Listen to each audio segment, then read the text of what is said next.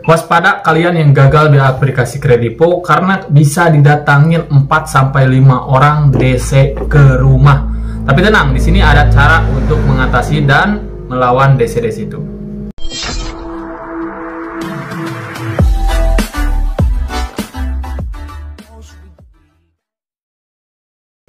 Halo, assalamualaikum warahmatullahi wabarakatuh. Kembali lagi bersama saya di sini. Apa kabar kalian semua? Semoga dalam keadaan sehat walafiat dan selalu dimudahkan rezekinya.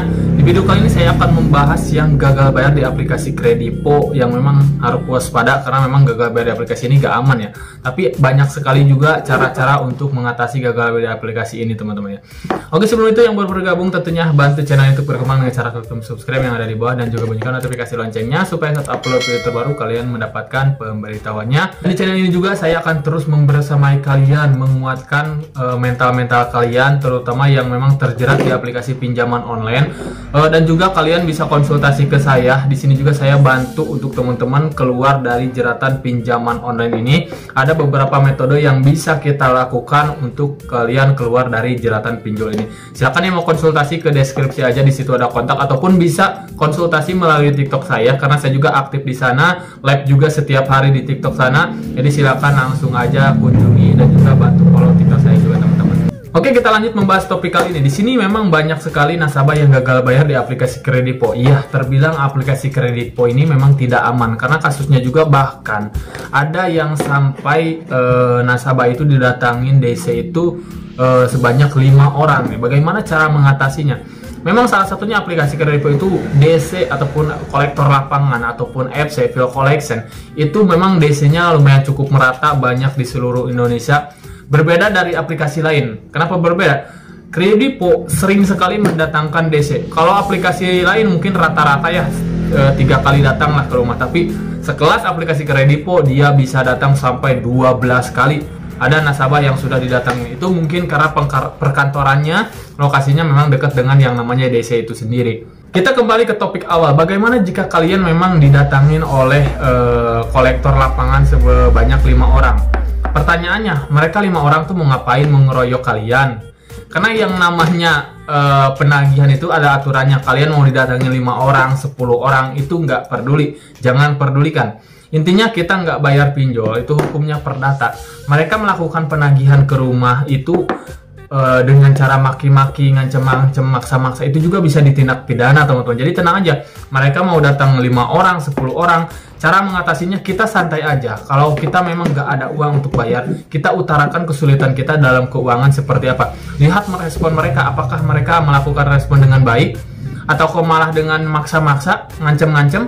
Nah, itu bisa kita tindakan. Kembali ke hukum pinjol itu sendiri, yang namanya gagal bayar pinjol hukumnya perdata. Jika mereka seperti itu melakukan penagihannya, udah tindakan pidana. Jadi gak akan jadi patokan misalkan ya kalau kalian misalkan didatangi 5 orang harus takut. Enggak, kalian jangan takut sama sekali. Kita kembali ke hukum pinjol itu sendiri. Kalau mereka melakukan tindakan kekerasan apalagi, itu bisa kita videokan, kita bisa laporkan ke polisi. Langkah-langkahnya, cara mengatasinya, pertama kalian berusaha tenang aja. Pertanyakan juga yang namanya dokumen-dokumen yang mereka bawa.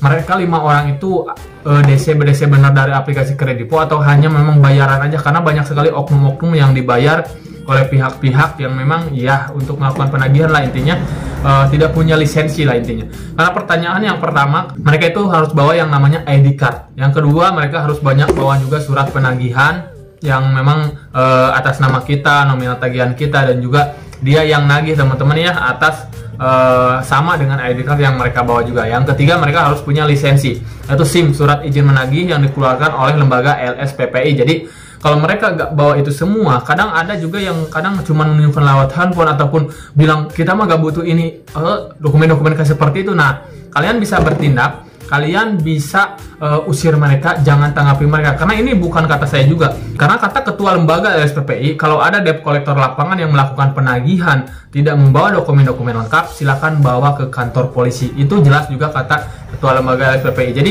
kalian jangan takut, jangan gentar, teman-teman. Ini pertama, langkah yang pertama pastinya harus kalian tingkatkan dulu keberanian kalian terlebih dahulu. Pelajari hukum-hukum pinjol itu sendiri. Mereka ibaratnya mau datang 5 orang, 10 orang, 20 orang, bodoh amat. Tenang aja, kita hadapi dengan tegar, kita hadapi dengan hukum. Ini negara-negara hukum, sudah jelas ada aturan-aturan dalam pinjol itu sendiri juga, itu aturan hukumnya sudah ada ditetapkan.